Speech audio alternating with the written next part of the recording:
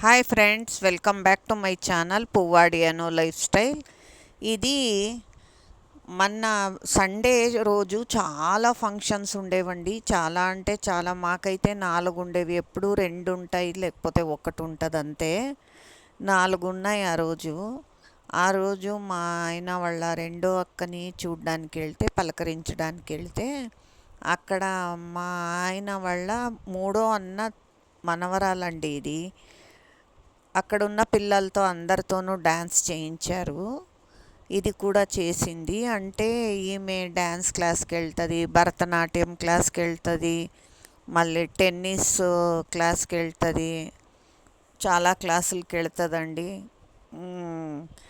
Dance ఒక పాటకు dance చేసింది. అంటే ఆ పాటలు యూట్యూబ్ ఒప్పుకోదండి, కాపీరైట్ పడుతుంది. అందుకని ఆ పాటలు వేయకుండా నా వాయిస్ ఓవర్ ఇచ్చి చూపిస్తున్నానమాట. అందుకని ఆ రోజు అందరూ కలిసామండి అక్కడ. ఎందుకంటే ఫంక్షన్ ఉండింది వాళ్ళ అమ్మాయి ఇంటి దగ్గర, మా ఆయన వాళ్ళ రెండో అక్క అమ్మాయి ఇంటి దగ్గర. సరే అందరూ వెళ్ళామన్నమాట, పలకరించొద్దాంలే అని వెళితే అక్కడ ఉన్న పిల్లలతో డ్యాన్స్ చేయించారు. ఇది ఒక పాటకు డ్యాన్స్ చేసింది, హిందీ సాంగ్కి డ్యాన్స్ చేసిందండి.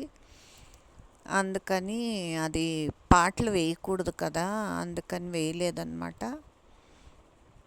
అది మీరు కూడా చూస్తారని చూపిస్తున్నాను. బాగా చేస్తుందండి ఇది, అందుకని చూపిస్తున్నాను అనమాట. ఇది ఫ్లాట్ అనమాట వాళ్ళది, ఆ ఫ్లాట్లో చేస్తుంటే చూపించాను.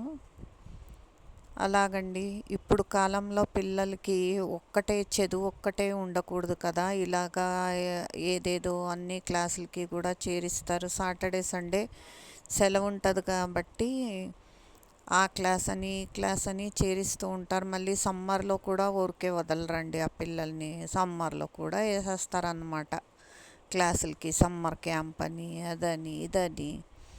ఏంటో ముందులాగా లేదులేండి. ముందు ఎండలు చాలా ఎక్కువ ఉంటాయనే సమ్మర్ హాలిడేస్ ఇచ్చేవారండి, పిల్లలు ఇంట్లో ఉండని.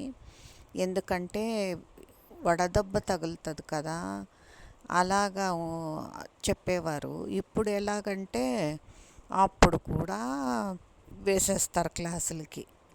ఏంటో కాలం మారిపోయింది, ముందు కాలమే బాగుండేది కదా. నాకేమో అలాగే అనిపిస్తుందండి. మీకు ఎలాగనిపిస్తుందో కామెంట్స్లో తెలియజేయండి, కామెంట్స్లో రాయండి.